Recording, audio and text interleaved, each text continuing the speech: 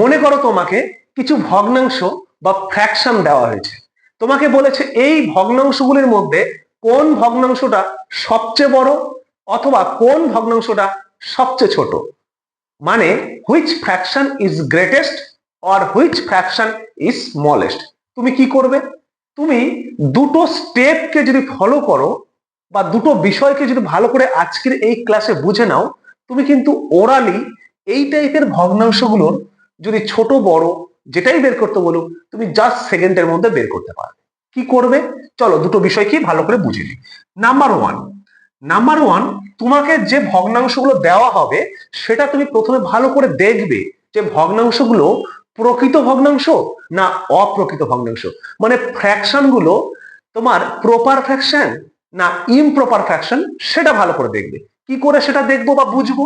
তুমি দেখো এই যে ভগ্নাংশগুলো আছে এর উপরে একটা নাম্বার আছে নিচে একটা নাম্বার আছে, উপরে একটা নাম্বার নিচে একটা নাম্বার, উপরে একটা নাম্বার নিচে একটা নাম্বার।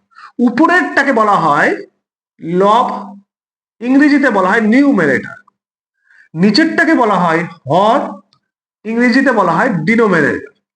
তুমি যদি দেখো লবটা ছোট হরটা বড়, লবটা ছোট হরটা বড়, দেখো এখানে লব 15 হর 16, লব ছোট হর বড়, এখানেও লব ছোট হর বড়, এখানেও লব ছোট হর।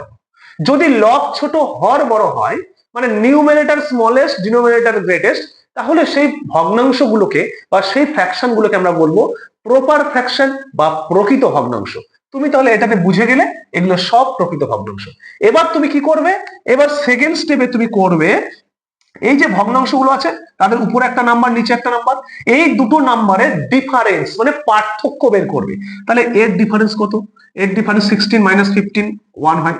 এর ডিফারেন্স কত? 20 মাইনাস 19 1 হয়। এর ডিফারেন্স কত? 32 মাইনাস 31 1 হয়। তুমি যখন দেখবে সব ডিফারেন্স গুলো ইকুয়াল হয়ে গেছে মানে সমান হয়ে গেছে এবং প্রত্যেকটা ডিফারেন্সই 1 হয়েছে, তাহলে তুমি সবসময় মনে রাখবে এই ভগ্নাংশগুলোর মধ্যে লবের মান যার সবচেয়ে বেশি হবে সেটাই হবে সবচেয়ে বড় ফ্র্যাকশন বা ভগ্নাংশ। তাহলে দেখো এখানে 31 সব থেকে বড়, তাহলে এই ভগ্নাংশটা হবে সবচেয়ে বড়।